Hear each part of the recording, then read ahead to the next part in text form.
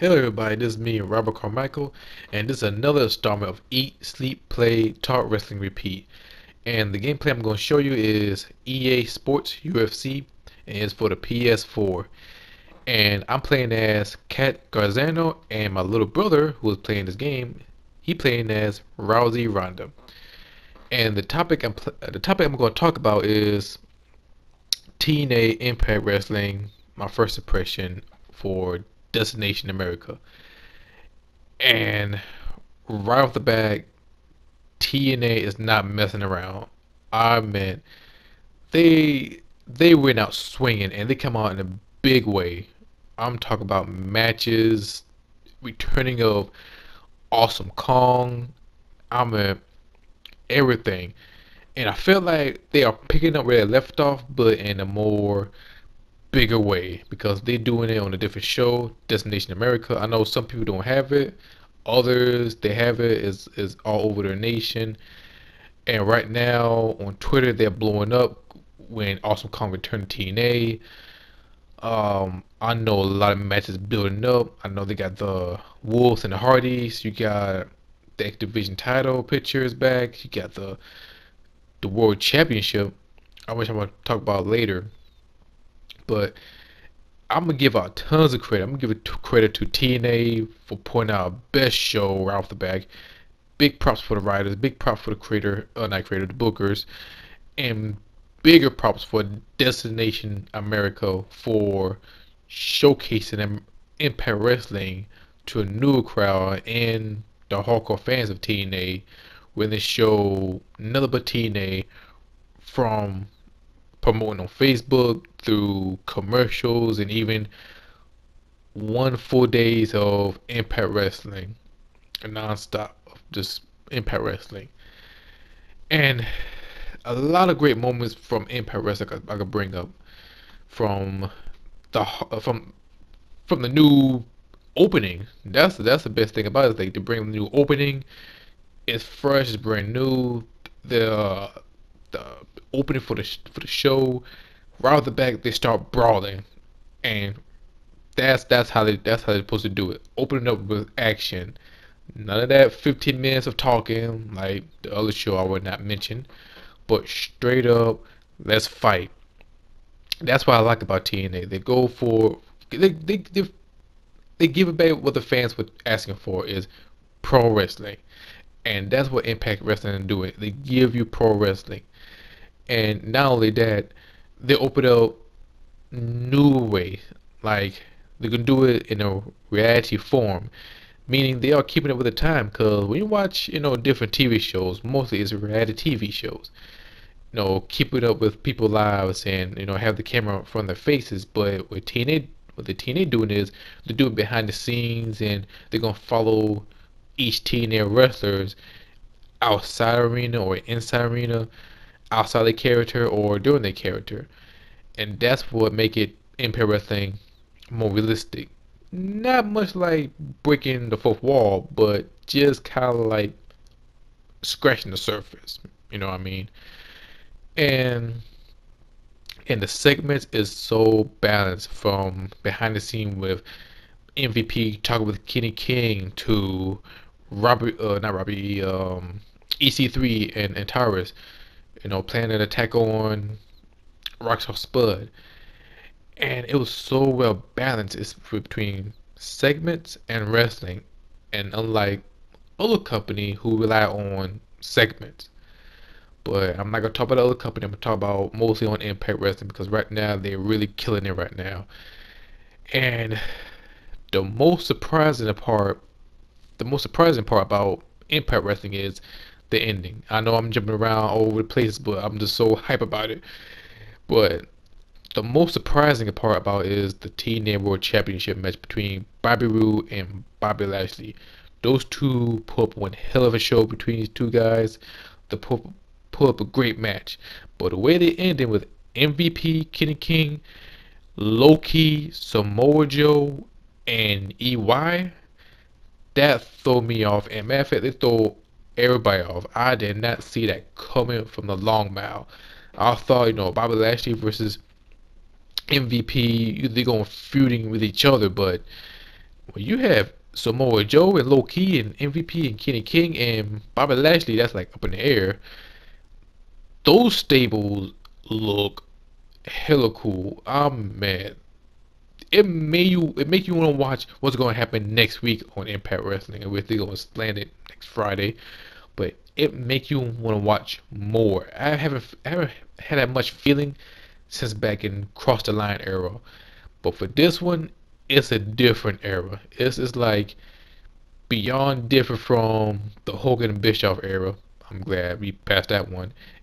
It's beyond different from Spike TV era, because when Spike TV had TNA, they show a little and much promo towards TNA. They show a little bit there and there, but not like pushing it forward like what this nation America is doing right now.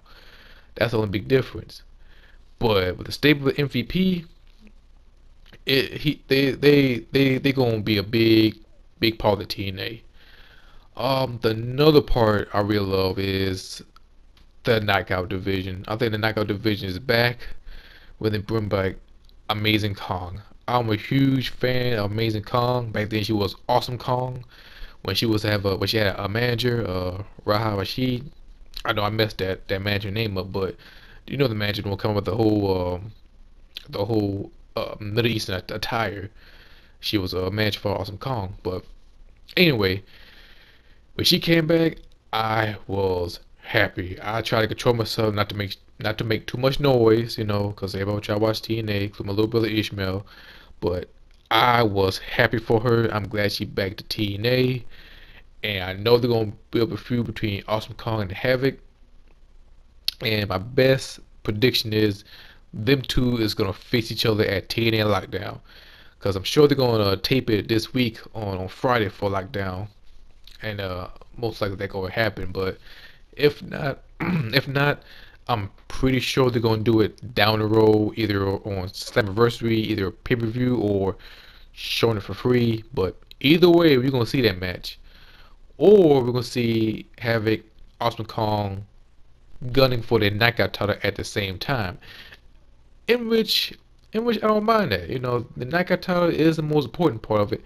And speaking of TNA knockout title, I love it. I love the design of it. They changed the strap from white to black, and also they changed the color from like all gold and red into gold and blue.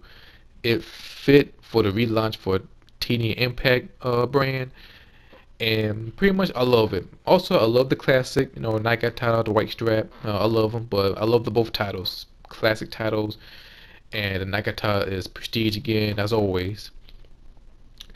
And what else I love? I also love the tag teams.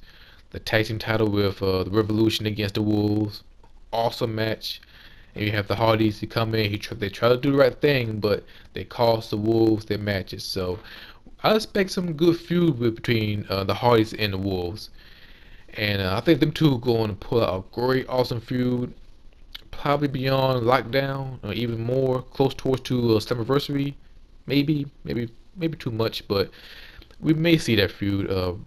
This will be the first big feud without the tag team title, so it probably like a spirit of competition, like who is the best tag team. So I can't wait to see that, and also can't wait to see what they're gonna do with Revolution, because the way they look right now, I think they have a purpose. Like James Storm said it during a segment, that it's not about the goal, it's about shedding blood. So it's kind of like James Storm and the Revolution is going to make some mayhem towards TNA until somebody going to stop the Revolution. I don't know who, but I think that'd be an interesting story. And Kurt Angle and MVP, them two go at it, and that match, I love that match, and they're throwing a little bit MMA, which remind me of Minoru Suzuki and Sakuraba back in Wrestle Kingdom 9 in an MMA match, because they're throwing so many moves, so many submission styles.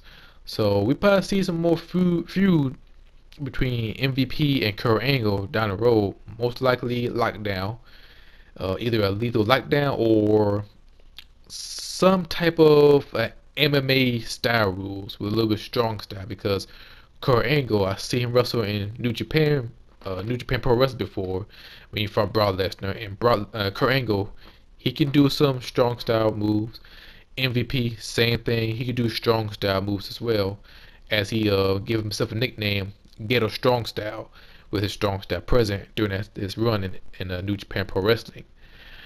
And also the X Division. I'm glad and happy to see Austin Aries capture his sixth X Division title. And hopefully, my biggest thing I want to see is fresh faces come to X Division. I like to see brand new faces come and challenge for the X Division title or step up to the X Division picture. Make the X Division well-rounded, fresh face. But I think TNA doing a good job with it, and I'm pretty sure they're gonna knock the ball out of the park for the X Divisions. And also a little bit details with the TNA. I noticed a little bit changing with the rope colors. I know it's not that big, but a little detail. They changed to kind of like a dark blue or close to blackish. I love it. And also the lighting details. They put a main focus to the action and not towards to the crowd. I think that's a big props for TNA and Destination America. Don't know who runs the production, but pretty much towards TNA. And I love the staff for TNA. They new presentation, made it more fresh, brand new. The style made it more realistic, and it made you can tell it felt more like a pro wrestling show than a regular wrestling like you see from other company. I wish I did again, but different show. Uh, what do I expect from TNA? I can't wait to see the brand new show, TNA Impact Unlock. I can't wait to see more shows come from TNA, including the greatest moments. And I definitely can't wait to see a Lockdown, free for TNA TV show. I can't wait to see that. And I think the TNA future. I think this is gonna be the year for TNA. I think they're gonna take over. I think this gonna be the good year for TNA and for wrestling fans.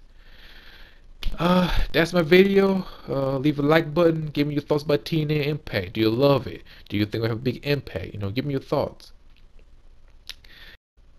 And yeah. So until then, I'll see you guys next time for our next Each League Play Tar Wrestling Repeat. Until then, I'll see you guys later. Bye.